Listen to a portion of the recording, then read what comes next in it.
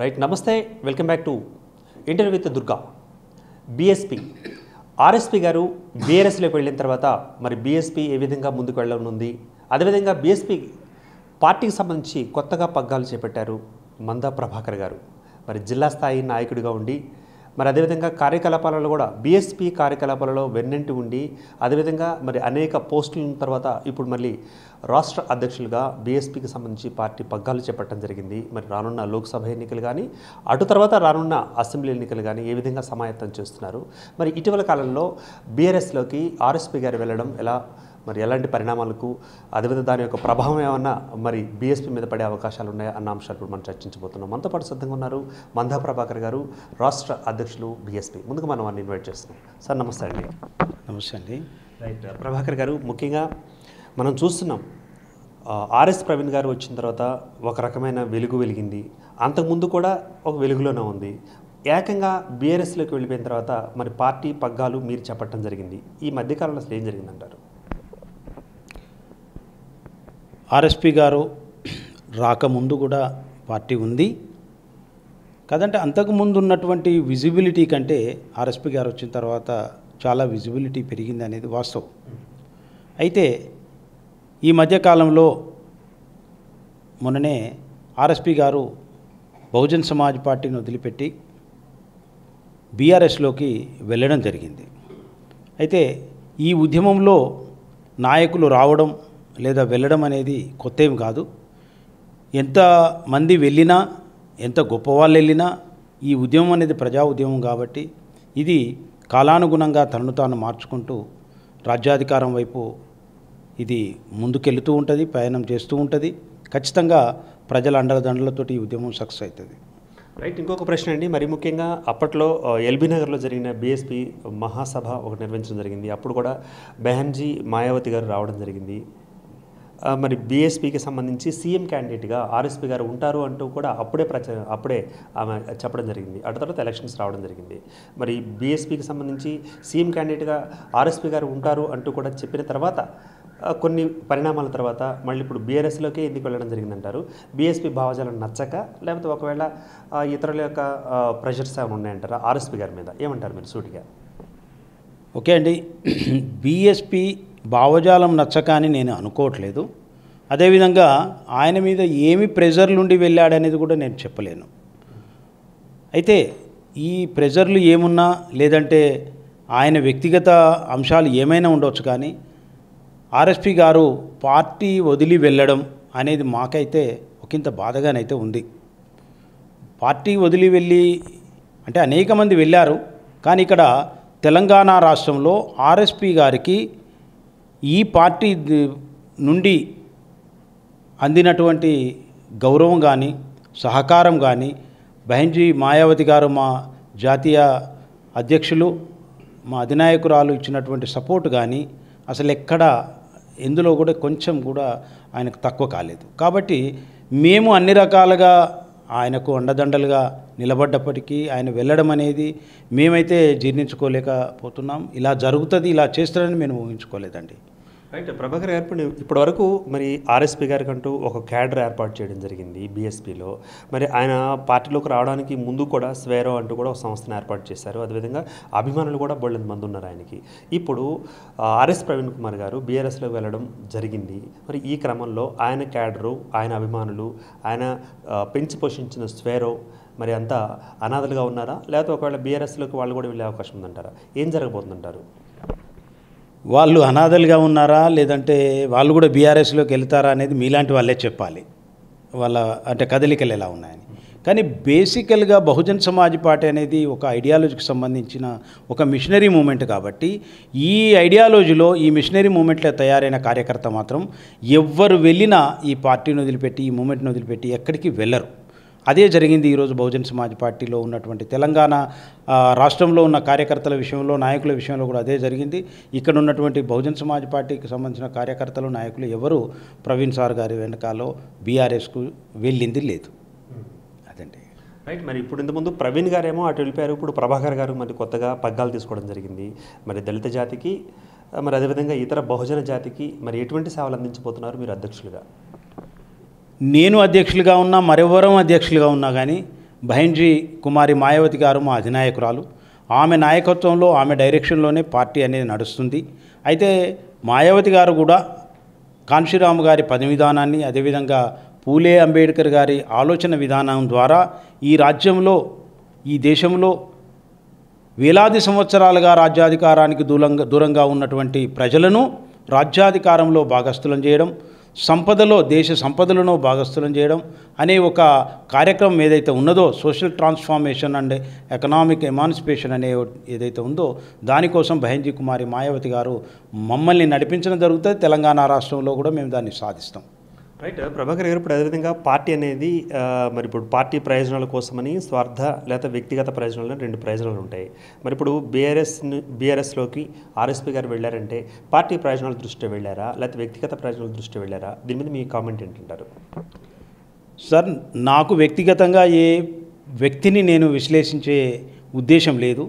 మాన్యవర్ కాన్షీరామ్ గారు ఏదైతే ఈ పార్టీని స్థాపించిన మహనీయుడు ఉన్నారో, ఆయన వేరు సందర్భాలలో ఈ పార్టీని వదిలిపెట్టిన నాయకులను ఉద్దేశించి ఒక విషయం చెప్పడం జరుగుతుంది.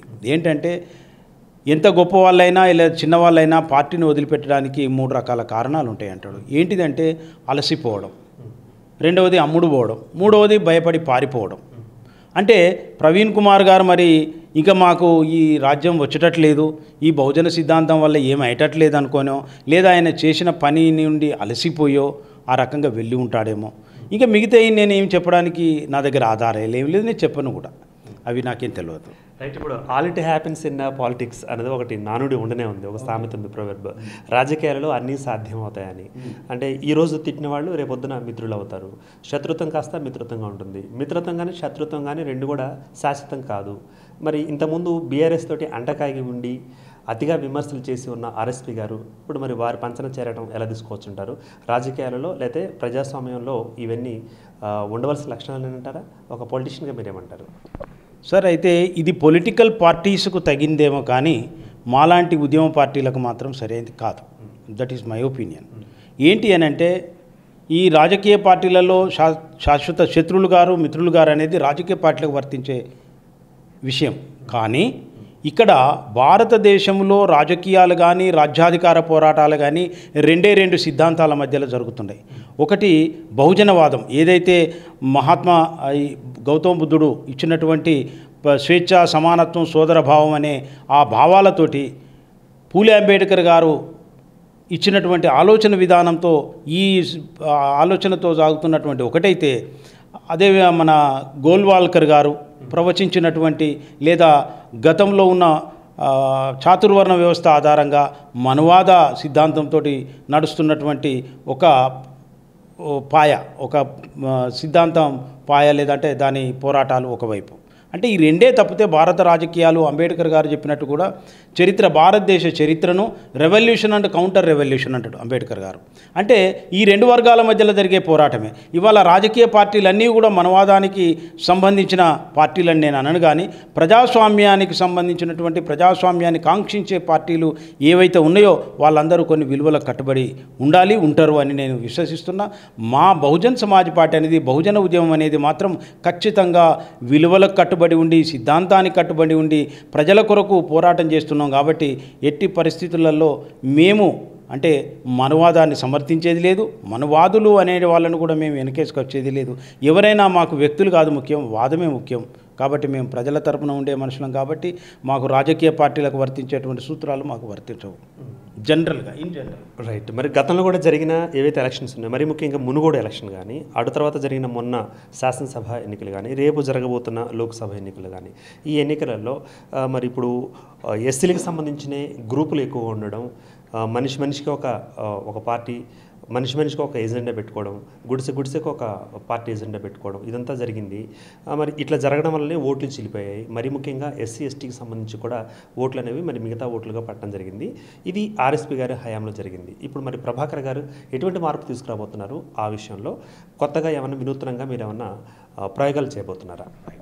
థ్యాంక్ యూ అండి. మంచి క్వశ్చన్ ఇది నాకు సంబంధించి. ఎందుకంటే ఎవరినైనా సమాజంలో కావచ్చు, వ్యక్తులను కావచ్చు, చీల్చడం అనేది, విభజించడం అనేది ఏదైతుందో అది బ్రాహ్మణవాదులకు సంబంధించినటువంటి మెకానిజం. అది అయితే బహుజనవాదుల మెకానిజం అది కాదు. మనుషులను కలపడం, లేదంటే వివిధ స్రవంతులను కలుపుకుతూ వచ్చి ఒక బహుజనవాదంలో ఈ సమాజాన్ని నిర్మాణం చేయాలనేది బహుజనవాదం యొక్క ఆలోచన. కాబట్టి ఎక్కడ ఉన్న వ్యక్తులైనా, ఏ విధంగా విడగొట్టబడ్డ వ్యక్తులనైనా కానీ, నేనైతే బహుజన ఉద్యమానికి, ఈ రాష్ట్ర యూనిట్కు నేను అధ్యక్షుడిగా ఉన్నాను. కాబట్టి ఖచ్చితంగా ఈ సమాజానికి సంబంధించినటువంటి పార్టీలు కానీ, అంటే బీసీ కులాలకు సంబంధించిన పార్టీలు కానీ, ఎస్సీ కులాలకు సంబంధించిన పార్టీలు కానీ, లేదంటే ఈ కులాలలో ఉన్నటువంటి మేధావులు కానీ, వాళ్ళందరికీ నేను మనవి చేస్తున్నా మీ ద్వారా. అదేవిధంగా నేను కూడా వ్యక్తిగతంగా వాళ్ళను కలవడం జరుగుతుంది. వాళ్ళను ఈ బహుజన ఉద్యమంలో అందరం కలిసి సంఘటితమై పోరాటం చేస్తే తప్ప మనం ప్రజాస్వామ్యాన్ని కాపాడుకోలేము, అదేవిధంగా రాజ్యాంగాన్ని కూడా కాపాడుకోలేమని నేను అందరికి దగ్గరికి వెళ్ళి నా అభిప్రాయాన్ని వాళ్ళతో షేర్ చేసుకొని ఈ ఉద్యమాన్ని మరింత బలోపేతం చేయడానికైతే నేను కృషి చేస్తానండి. రైట్ ప్రభాకర్ గారు, గత ఎలక్షన్ టైంలో కూడా మనం చూసాం ఏంటంటే మీడియాకి సంబంధించి కూడా కొంతమంది మాత్రమే కొన్ని పార్టీలకు వంత పలకడం, లేకపోతే వాళ్ళకి మాత్రమే చేదోడు వాదన ఉండడం. కానీ మాస్టర్ టీవీ లాంటి మాత్రం బీఎస్పీ వాదం కానీ, లేకపోతే బహుజన వాదం కానీ ఉన్న పార్టీలని అంటిపెట్టుకొని ఎంతో కొంత సహకారం చేస్తుంది. అయితే ఈసారి మీ హయాంలో మరి అన్ని మీడియాలని మీరు తెప్పించుకునే ప్రయత్నం చేస్తారా, లేకపోతే మీకున్న మీడియాని మాత్రమే ఉపయోగించుకునే ప్రయత్నం చేస్తారా? అంటే మీ బహుజన వాదం పెరగాలి, మరి సంస్థల్లో అంటే రానున్న కాలంలో ఇంకా అభివృద్ధి కావాలంటే అన్ని మీడియాలు కూడా రావాల్సిందే కదా. మీడియా పరంగా మీరు ఎటువంటి చర్యలు తీసుకోబోతున్నారు? థ్యాంక్ యూ అండి. అయితే మీడియా అనేది వాస్తవానికి అందరికీ తెలిసిన విషయమే. అది ఒక ఫోర్త్ ఎస్టేట్ డెమోక్రసీలో చాలా చాలా అవసరం. అంటే ప్రజాస్వామ్యాన్ని నిలబెట్టడానికి, కాపాడడానికి, లేదా ప్రజలకు ప్రజాస్వామ్యం యొక్క ఫలాలు అందేటట్టు చేయడంలో మీడియాది కూడా చాలా కీలకమైన పాత్ర. నేను దాన్ని కాదనేది లేదు. అయితే మీడియా ఏ విధంగానైతే బాధ్యతాయుతంగా వ్యవహరించాల్సి ఉంటుందో అదేవిధంగా రాజకీయ పార్టీలు వ్యవహరించాలి, అదేవిధంగా పౌరులు కూడా వ్యవహరించాలి. ఈ అందరి యొక్క బాధ్యత ఇది. మీడియా అనేది అంటే కొన్ని మీడియా, మెయిన్ స్ట్రీమ్ మీడియాలో ప్రధానమైనటువంటి మీడియా ఏదైతుందో ఈ కొంత స్వార్థపూరితంగా నడుస్తున్నటువంటి రాజకీయ పార్టీలు, అగ్రకుల రాజకీయ పార్టీల చేతులలో బందీ అయి ఉన్నటువంటి మీడియా, వాళ్ళ మౌత్ పీస్గా మారినటువంటి మీడియా వల్ల ఈ ప్రజలకు కానీ ఏ రాజకీయ పార్టీలకు కానీ పెద్దగా ప్రయోజనం లేదు. కాబట్టి అలా కాకుండా ఎవరైతే ప్రజాస్వామ్య విలువలకు కట్టుబడి మీడియా యొక్క పాత్రను అచ్చంగా దానికి ఏ ఉద్దేశంతో అయితే మీడియాకు ఒక స్వతంత్ర ప్రతిపత్తి కలిగి, అంటే దానికి అంతటా అదే నడిచే విధంగా రాజ్యాంగంలో పొందుపరచబడిందో దాన్ని గౌరవించినటువంటి మీడియాను ఖచ్చితంగా మేము గౌరవించి ఆ మీడియా సహకారంతో ప్రజలకు ఈ బహుజన సిద్ధాంతం తెలియజేయడం కావచ్చు, ఇంకా పాలకులు చేసిన వాగ్దానాలు నెరవేర్చకపోయినప్పుడు నిలదీస్తున్న సందర్భంలో కావచ్చు, తప్పనిసరిగా మేము మీడియాను ఆశ్రయిస్తాం. మీడియా యొక్క సహకారం మాకు కావాలి, అన్ని మీడియాల సహకారం కూడా కావాల్సిందని నేను మీడియాకు మీ ద్వారా ఈ సందర్భంగా అందరికీ మనవి చేస్తున్నాను. Please cooperate this moment. And ఇక్కడ తెలంగాణ రాష్ట్రంలోనైతే ప్రజల పక్షాన మీరందరూ చేస్తున్నటువంటి పోరాటానికి ధన్యవాదాలు. దూరంగా ఉన్న వాళ్ళను కూడా నేను మనవి చేస్తున్నా, ప్రజల కొరకు పోరాడదాం, ప్రజల హక్కుల కొరకు, రక్షణల కొరకు మనం పోరాడాల్సిందిగా, మీరు మాకు సహకరించాల్సిందిగా నేను మనవి చేస్తున్నాను మీడియాకు. రైట్. ఇప్పుడు అదేవిధంగా మరి మొన్నటి వరకు ఉన్న పరిస్థితి అది, బట్ ఇప్పుడు మీరు కొత్తగా తీసుకురాబోతున్న పరిస్థితి ఏది, ఎలా ఉంది, మీ యొక్క స్ట్రాటజీ ఎలా ఉంది? అంటే శాసనసభ ఎన్నికల్లో మనం చూసినట్లయితే ఎటువంటి ఫలితాలను బీఎస్పీ స్వీకరించిందో, ఎటువంటి పరిస్థితి ఆ యొక్క రిజల్ట్స్ తీసుకుందో మనం చూసాం. లోక్సభ ఎన్నికలలో మరి ఎంతమంది బీఎస్పీ తరఫున క్యాండిడేట్స్గా మీరు పోటీలు దింపబోతున్నారు? వాళ్ళ యొక్క పరిస్థితులు ఎలా ఉండే అవకాశం ఉందంటారు తెలంగాణలో? లోక్సభ ఎన్నికలలో మేము 17 స్థానాలలో అభ్యర్థులను మేము నిలపడం జరుగుతుంది. ఇప్పటి వరకు మాకు మా అధినాయకురాలు బహెన్జీ మాయావతి గారి నుంచి అందిన ఆదేశాల మేరకు మేము 17 స్థానాలలో అభ్యర్థులను పెట్టడం జరుగుతుంది. అదేవిధంగా ఈ ప్రజలకు తెలంగాణ ప్రజలకు మేము మనవి చేయాలనుకుంటున్నాం ఏంటంటే, తెలంగాణ ప్రజల పక్షాన నిజంగా దొరల పార్టీలు నిలబడవు. దొరల పార్టీలు ఎన్నికల సమయంలో మాటలు చెప్పడమే తప్ప వాళ్ళ మేనిఫెస్టోలలో రాసుకున్నంత మాత్రాన మన బతుకులను మార్చినట్లయితే 1952 నుండి ఇప్పటి వరకు ఆ పాలకులకు సమయమే చిక్కలేదా? నిజంగా ఎప్పుడో మన బతుకులు మారేటి. ఈరోజు బహుజనుల చేతులలో, అంటే బీసీలకు కానీ, ఎస్సీలకు కానీ, ఎస్టీలకు కానీ, మత మైనారిటీల చేతులలో కానీ సంపద లేకపోవడానికి కారకులు ఎవరు, ఈ సంపదను దూరం చేసినటువంటి ఈ వ్యక్తులు ఎవరు, ఈ వర్గాలు ఎవరు అనేది తెలంగాణ ప్రజలకు తెలుసు. కాబట్టి ఈ తెలంగాణ ప్రజలందరూ పార్టీల మాటలు నమ్మి మోసపోకుండా ప్రజల కొరకు ఏదైతే ఒక సిద్ధాంతంతో బహుజనులకు రాజ్యాధికారం అంటే బీసీలకు రాజ్యాధికారం అనేది బీఎస్పీతో మాత్రమే సాధ్యమవుతుంది, ఎస్సీలకు రాజ్యాధికారం అనేది బీఎస్పీతో మాత్రమే సాధ్యమవుతుంది, ఎస్టీలకు కానీ మత మైనారిటీలకు కానీ రాజ్యాధికారం అనేది ఈ బహుజన ఉద్యమంతో మాత్రమే సాధ్యమవుతుంది. అదేవిధంగా ఈ రాజ్యాంగాన్ని ఎవరైతే మనవాద పార్టీలు మారుస్తామంటున్నారో అది మార్చకుండా ప్రజాస్వామ్యాన్ని రక్షించుకోవడం కోసం ప్రజలందరూ కూడా సంఘటితంగా పోరాడవలసి ఉన్నది. కాబట్టి అవన్నీ కూడా ఈ వ్యవస్థను ఇప్పటి వరకు వెనుకబడేటట్టు చేసిన పార్టీలు మన పార్టీ ఇది బహుజన్ సమాజ్ పార్టీ అనేది, బహుజన ఉద్యమం అనేది మనది, మన కోసం ఏర్పడ్డటువంటిది. ఈ బహుజన ఉద్యమం అంబేద్కర్ గారు కావచ్చు, అంతకంటే ముందు పూలే గారు, సాహుజీ మహారాజు వీళ్ళు పోరాటం చేయడానికంటే ముందు బహుజనులకు కనీస మానవ హక్కులు కూడా నిరాకరించినటువంటి వ్యవస్థ నుండి వచ్చిన వ్యక్తులు వాళ్ళు పెట్టుకున్న పార్టీలు. కాబట్టి వాటిని మన పార్టీలుగా భావించకుండా ఇది మన పార్టీ, ఇది మన ఉద్యమం అని భావించి ప్రజలు ఖచ్చితంగా ఈసారి ఎన్నికలలో బహుజన్ సమాజ్ పార్టీకి ఓటేస్తారని నేను విశ్వసిస్తున్నాను. అదేవిధంగా ఓటేయాలని నేను తెలంగాణ ప్రజలకు మీ ద్వారా మనవి చేస్తున్నాను. రైట్. మరొక విషయం అండి ప్రభాకర్ గారు, పోయినసారి జరిగిన ఎన్నికలలో కూడా బీసీలకి ఎక్కువ భాగం సింహభాగం సీట్లు ఇవ్వడం జరిగింది అసెంబ్లీకి సంబంధించి. ఈసారి లోక్సభలో కూడా అదే రిపీట్ కాబోతుందా? మరి గెలిచే గుర్రాలను బీసీలలో మరి మీరు ఎంపిక చేసుకునే అవకాశం ఉందా? ఎటువంటి ప్రణాళికతో వెళ్ళబోతున్నారు? న్యాచురల్గా అండి, బహుజన్ సమాజ్ పార్టీని స్థాపించినప్పుడు 1984 ఏప్రిల్ 14వ తారీఖు నాడు మాన్యవర్ కాంశీరామ్ గారు అది స్థాపించారు. దాన్ని స్థాపించిన సందర్భంలో కూడా కాంశీరామ్ గారు చెప్పారు, భారతదేశం వెనుకబడి ఉండడానికి కారణం ఈ దేశంలో ఉన్న బీసీలు వెనుకబడి ఉండడమే. ఈ బీసీలకు రాజ్యాధికారంలో తగిన వాటా దక్కనంత వరకు భారతదేశం బాగుపడదు, భారతదేశం అభివృద్ధి చెందదు, ఇతర దేశాల ముందు తల దించుకోవాల్సి ఉంటుంది. కాబట్టి బీసీల కోసం నేను ఒక రాజకీయ పార్టీని నేను పెడుతున్నాను.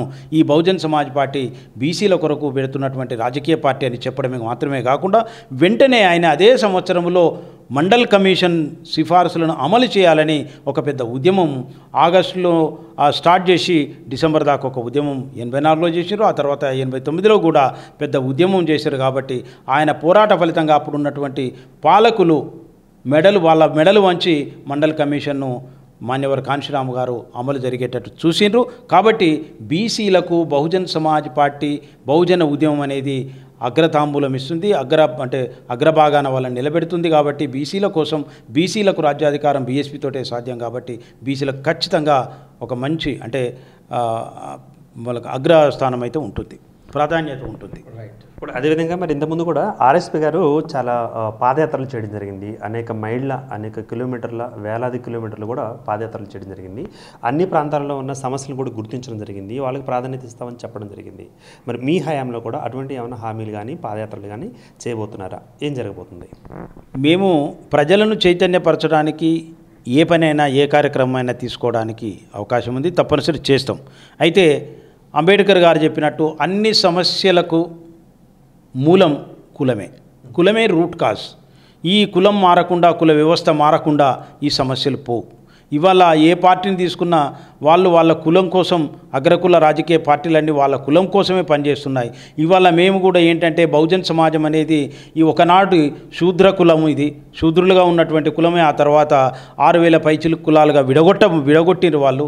ఇవాళ మేము అన్ని కులాలను ఏకం చేసుకొని మేము రాజ్యాధికారం దూరంగా ఉన్నటువంటి కులాలం అందరం కలిసి రాజ్యాధికారం సాధించుకోవడం కోసం ఏ కార్యక్రమం అయితే చేయాలో ఆ కార్యక్రమం తప్పనిసరి మేము ప్రజల మధ్య నుండి చేయడం జరుగుతుంది. రైట్ అండి. మరి చివరిగా ఇప్పటివరకు ఉన్న పార్టీలు కూడా మనం చూస్తున్నాం. మరి బహుజనులకు సంబంధించిన పార్టీలు కొన్ని వచ్చాయి. మీరు చెప్తున్నట్లుగా మరి కొన్ని మతతత్వ పార్టీలు కానీ లేకపోతే మిగతా బూర్జో పార్టీలు కానీ ఉంటున్నాయి చూస్తున్నాం. సో మరి దేశంలోని గుడిసెలు అలాగే ఉన్నాయి. నిరుపేదలు ఇంకా నిరుపేదలుగానే మారుతున్నారు, ధనవంతులు ఇంకా ధనవంతులుగా మారుతున్నారు. ఏ మార్పు లేదు. మరి మీ బీఎస్పీ తరపున మీరు చెప్పే హామీ ఏమైనా ఉందా? మీ పార్టీ ఏ విధంగా మార్చే అవకాశం ఉందంటారు ఈ చెప్పిన పరిస్థితుల్ని? తప్పనిసరి అండి. బహుజన్ సమాజ్ పార్టీ యొక్క సిద్ధాంతమే అది. ఏంటి అని అంటే సంపద కానీ అధికారం కానీ ఏ ఒక్క కులం చేతులలోనో ఒక వర్గం చేతులలోనో అది బందీ అయి ఉండకూడదు.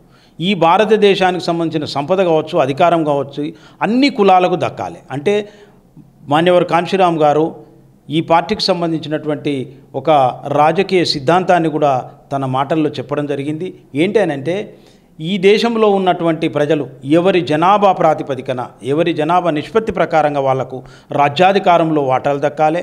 సంపదలో వాటాలు దక్కాలి, సాంస్కృతిక రంగంలో వాటాలు దక్కాలి, అన్ని రంగాలలో జనాభా ప్రాతిపదికన వాటాలు అందించేటువంటి ఒక కార్యక్రమాన్ని బహుజన్ సమాజ్ పార్టీ మాత్రమే తీసుకుంటుంది. ఈ జనాభా ప్రాతిపదికన వాటాలు ఇచ్చేటువంటి రాజ్యాధికారంలో వాటాలు కానీ సంపదలో వాటాలు కానీ ఇచ్చేటువంటి కార్యక్రమాన్ని ఏ రాజకీయ పార్టీ తీసుకోదు. అది ఒక బహుజన్ సమాజ్ పార్టీ మాత్రమే తీసుకుంటుంది. కేవలం బహుజన్ సమాజ్ పార్టీకి మాత్రమే ఇది సాధ్యమవుతుందని నేను ఈ సందర్భంగా మీకు తెలియజేస్తున్నాను. మరొక చివరి ప్రశ్న అండి. ఇప్పటికీ మరి కొన్ని కులాలు అట్టడుగునే ఉండిపోయాయి. ఆ కులాలు కేవలం అసెంబ్లీ అంటే చూసి మాత్రమే అర్థం చేసుకుంటున్నాయి. కానీ అసెంబ్లీ గడప దాటి గడప తొక్కి ఎమ్మెల్యేలుగా వచ్చే అవకాశం లేకుండా పోయింది. మరి మీ పార్టీ తరఫున అసెంబ్లీ గడపలు కూడా తొక్కించే అవకాశాలు ఉన్నాయా? మరి ముఖ్యంగా అసెంబ్లీలోకి చట్టసభల్లోకి జనాలను తీసుకెళ్లే ప్రయత్నం ఎంతవరకు చేస్తారంటారు ఈసారి? Right sir. మాన్యవర్ కాన్షీరామ్ గారి పని విధానానికి మీరు చెప్పినటువంటిది తప్పనిసరి సాధ్యమవుతుంది. పూలే అంబేద్కర్ గారి ఆలోచన విధానంలో మాన్యవర్ కాన్షీరామ్ గారి పని విధానంలో కూటికి లేనోళ్ళు, కూలికి పోయేటోళ్ళు, అప్పటి వరకు గ్రామ పంచాయతీ అరుగులు కూడా ఎక్కనటువంటి వాళ్ళు ఉత్తరప్రదేశ్లో ఎమ్మెల్యేలు అయినరు, అదేవిధంగా మంత్రులు కూడా అయినరు.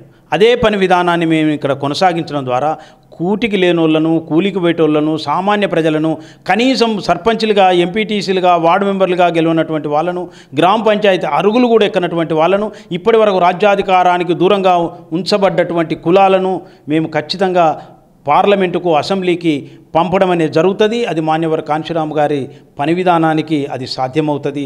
మేము ఆ దిశలో పనిచేస్తామని మీ ద్వారా ప్రజలకు తెలియజేస్తున్నాము, హామీ ఇస్తున్నాము. ఖచ్చితంగా ఇక్కడ ఆ ప్రజలు కూడా కూటికి లేని వాళ్ళు, అంటే ఇది ఏదైతే అగ్రకుల రాజకీయ పార్టీల వాళ్ళు, సంపన్న రాజకీయ పార్టీల వాళ్ళు డబ్బులు ఇచ్చి రాజకీయాలు చేస్తున్నారో దానికి విరుద్ధంగా, దానికి వ్యతిరేకంగా మేము ప్రజల దగ్గర నుండి డబ్బులు సేకరించి ప్రజలను భాగస్థులను చేసి ఈ రాజకీయ ఉద్యమాన్ని నడిపించడం జరుగుతుంది. మాకు డబ్బులతోటి కూడా అవసరం లేదు. అదేవిధంగా పేదలైనా కానీ ఈ ఐడియాలజీ కోసం పనిచేసే వాళ్ళు ఖచ్చితంగా అసెంబ్లీ పార్లమెంట్లలో ఉంటారు.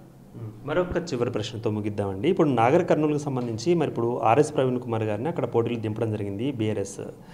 ఇప్పుడు ఆల్రెడీ ఆయన మరి బీఎస్పీలో ఉన్నారు కాబట్టి ఆయన క్యాడర్ కానీ ఆయన అభిమానులు కానీ ఆయన సపోర్ట్గా వెళ్ళి అక్కడ గెలిపించే అవకాశం ఉందంటారా? ఏమంటారు ఫైనల్గా? ఇప్పుడు మీరు అడిగిన క్వశ్చన్లో అంటే నాకైతే ఇప్పుడు క్లారిటీ లేదు. బీఆర్ఎస్ వాళ్ళు టిక్కెట్ ఇచ్చి ప్రవీణ్ కుమార్ గారిని నాగర్ కర్నూల్లో అభ్యర్థిగా ప్రకటించి బరిలో నిలబెడుతున్నారా అనే విషయం అయితే ఇప్పటికి నాకు క్లారిటీ లేదు. ఇది పేపర్లలో కూడా నేను ఎక్కడ చూడలేదు, మీడియాలో చూడలేదు, కాబట్టి నేను ఏం మాట్లాడట్లేదు. కానీ ప్రవీణ్ కుమార్ గారు కూడా అనేక సందర్భాలలో నేను రిజర్వేషన్లను నేను వాడుకోను, నా బిడ్డకు మరొకరికి అవకాశం వస్తుంది, పేద బిడ్డలకు, కాబట్టి నేను ఈ రిజర్వేషన్లను వాడుకొని నేను ఒక ఐపీఎస్ ఆఫీసర్నైనా ఉన్నత స్థానానికి ఎదిగిన అని చెప్పి సిర్పూర్లో ఒక జనరల్ స్థానంలో పోటీ చేసినటువంటి సందర్భం కూడా ఉన్నది. కాబట్టి మరి నేను చెప్పలేను ప్రవీణ్ కుమార్ గారు ఆ రిజర్వ్డ్ స్థానం నుంచి పోటీ చేయకుండా ఏదన్నా జనరల్ స్థానం నుంచి కూడా పోటీ చేసే ఛాన్సెస్ ఉన్నాయి, కాబట్టి నేను దాన్ని ఏం చెప్పలేనండి. ఇకపోతే ప్రవీణ్ కుమార్ గారు అనే ఒక నాయకుడిని మేము ఒక వ్యక్తిగానే ఈరోజు ట్రీట్ చేయడం జరుగుతుంది. ఈరోజు ప్రవీణ్ కుమార్ గారు బహుజన ఉద్యమాన్ని విడిచిపోయిన తర్వాత మాకు ప్రవీణ్ కుమార్ గారు ఇతర పార్టీలలో ఉన్నటువంటి ఈ బహుజన అంటే బీసీ బిడ్డలు కావచ్చు, ఎమ్మెల్యేలు, ఎస్సీ బిడ్డలు కావచ్చు, ఎస్టీలు కావచ్చు, అనేక మంది ఎమ్మెల్యేలు, మినిస్టర్లు చేసిన వాళ్ళందరూ వాళ్ళందరూ బహుజన వాదులే, నేను కాదనట్లేదు. అయితే వాళ్ళెవరు కూడా ఈ సమాజానికి సంబంధించిన వాళ్ళు కాదు అని నేను అనను. కానీ వాళ్ళ కొరకు మేము పనిచేయడం జరగదు. ఒక్కసారి మా పార్టీ వదిలిపెట్టిన తర్వాత వాళ్ళ కొరకు బీఎస్పీ వాళ్ళు ఎవ్వరు పనిచేయడం అనేది జరగదు. అది కాబట్టి ఏ పార్టీలో ఉన్న బహుజన నాయకులు, బహుజన కులాల నుంచి వచ్చిన నాయకులైనా వాళ్ళందరూ కూడా బహుజన సమాజానికి, బహుజన సిద్ధాంతానికి అభిమానులుగా ఉన్నారు, లేదంటే సపోర్టర్స్గా ఉన్నారు తప్ప ఈ బహుజన సమాజ్ పార్టీ ఓట్లు వాళ్ళకు పడడం అనేది ఇప్పటివరకు జరగలేదు. అది ప్రవీణ్ కుమార్ గారికి కూడా పడుతుందని నేనైతే చెప్పలేను, జరగదు, అది 100% జరగదు.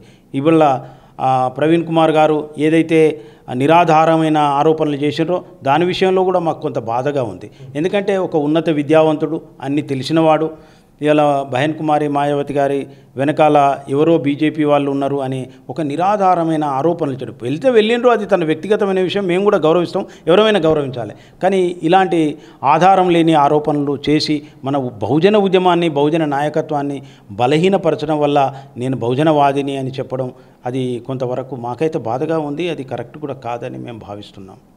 థ్యాంక్ యూ అండి. Thanks for being with me అండి. మొత్తానికి మరి తెలంగాణ రాష్ట్రంలో బీఎస్పీ ఏ విధంగా ముందుకు వెళ్ళబోతుందో తన మాటల్లో మందా ప్రభాకర్ గారు చెప్పడం జరిగింది. మరి ముఖ్యంగా మనం చూస్తున్నాం ఆర్ఎస్పీ గారి హయాంలో ఏవైతే జరిగిందో మరి అది రిపీట్ కాకుండా నేను మళ్ళీ ఇప్పుడు కొత్తగా పార్టీ పగ్గాలు తీసుకున్నాను కాబట్టి అందరిని సమీకపరిచి మరి లోక్సభ స్థానాలలో 17 స్థానాలకు కూడా మేము పోటీ చేయించే అవకాశం ఉంది. మరి బెహన్జీ మాయావతి గారి యొక్క విషెస్ తోటి మేము ముందుకు వెళ్ళబోతున్నాం, గెలవబోతున్నాం అంటూ కూడా చెప్పిన మాట మందా ప్రభాకర్ గారు.